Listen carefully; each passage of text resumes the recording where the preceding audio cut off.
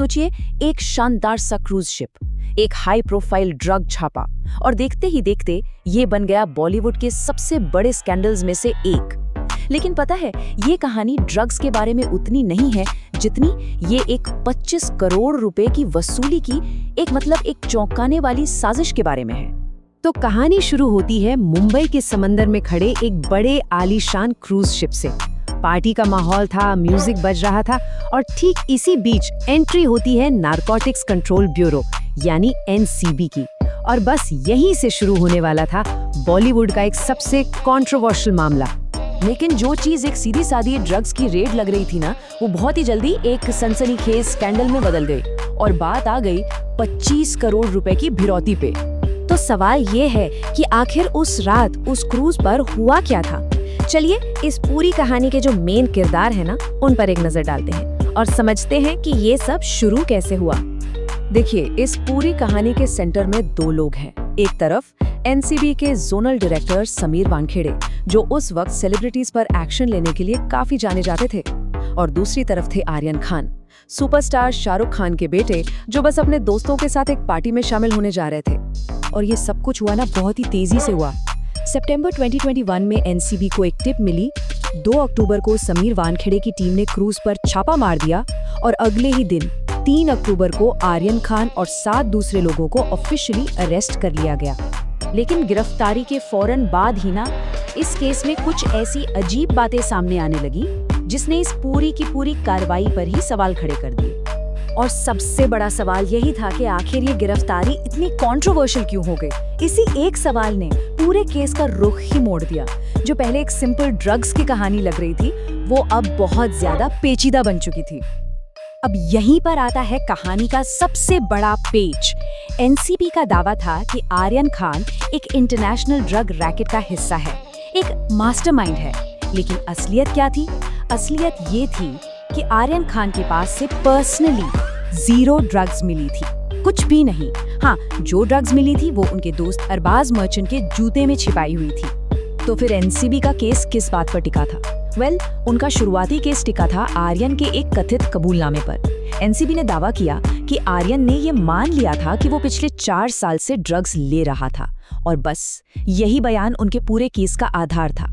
अब देखिए, इस केस का जो सबसे बड़ा ट्विस्ट है ना, उसे समझने के लिए एक शब्द जानना बहुत जरूरी है, पंचनामा। ये बेसिकली एक कानूनी कागज होता है जिस पर किसी भी रेड के दौरान मिले सबूतों को रिकॉर्ड किया जाता है, और कानून ये कहता है कि इस पर इंडिपेंडेंट गवाहों के साइन होने चाहिए, ताकि पूरी कार्रवाई में कोई गड़बड़ी ना हो, सब कुछ ट्रांसपेरेंट रहे। और इन्हीं इंडिपेंडेंट गवाहों की पहचान ने इस पूरे केस में जैसे एक भूचाल ही ला दिया। और यहीं से कहानी में आता है एक जबरदस्त मोड़, जब एक गवाह सामने आता है और वसूली की एक ऐसी कहानी बताता है जिसे सुनकर सब चौंक गए। इस कहानी में अब एक नया और बहुत अहम किरदार आता है, प्रभाकर सैल। ये कौन था? ये एनसीबी के ही एक इंडिपेंडेंट गवाह केपी गोसावी का बॉडीगार्ड था, और उसके कोर्ट में दिए गए सिर्फ एक एफिडेविट ने इस पूरे केस की हवा ही बदल दी। प्रभाकर सैल ने दावा किया कि उसने अपने बॉस केपी गोसावी और एक दूसरे आदमी को बात करते हुए सुना, और वो कह रहे थे, तुम 25 करोड़ का बम डालो, 18 करोड़ में सेटल करते हैं, हमें 8 करोड़ समीर वानखेड़े को देने हैं। ये आरोप इतना बड़ा था, इतना सनसनीखेज था कि इसने जांच का पूरा फोकस ही बदल दिया। सैल के बयान और बाद में सीबीआई की एफआईआर ने इस पूरी कथित साजिश का एक खाका तैयार किया। कहानी कुछ इस तरह बताई गई। सबसे पहले केपी गोसावी और सैम डिसूजा शाहरुख खान की मैनेजर पूजा ददलानी से मिले। फिर केस को दबाने के लिए 25 करोड़ रुपए की मांग की गई। इसके बाद प्रभाकर सैल को 50 लाख रुपए कैश से भरे 2 बैग दिए गए, और उसने वो बैग अपने बॉस केपी गोसावी तक पहुंचा दिए। और प्रभाकर सैल के इस खुलासे के बाद समझ लीजिए कि पूरा पासा ही पलट गया। अब सारा ध्यान आर्यन खान से हटकर खुद जांच करने वाले अधिकारियों पर आ गया था।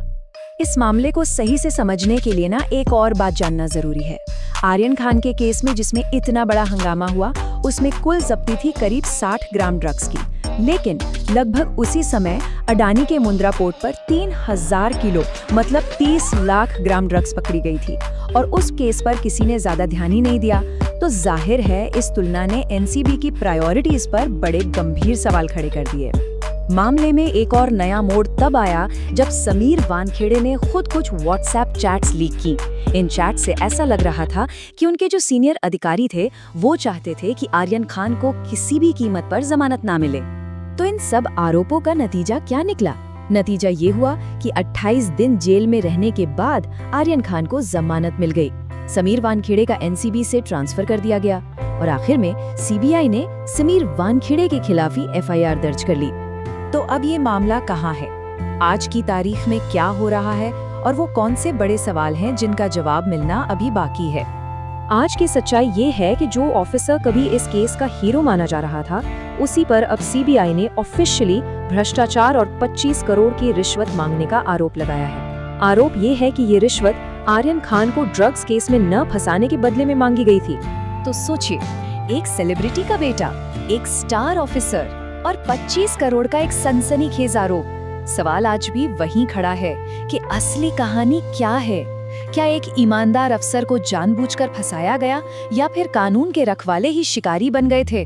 इसका जवाब शायद हमें सिर्फ वक्त ही दे पाएगा।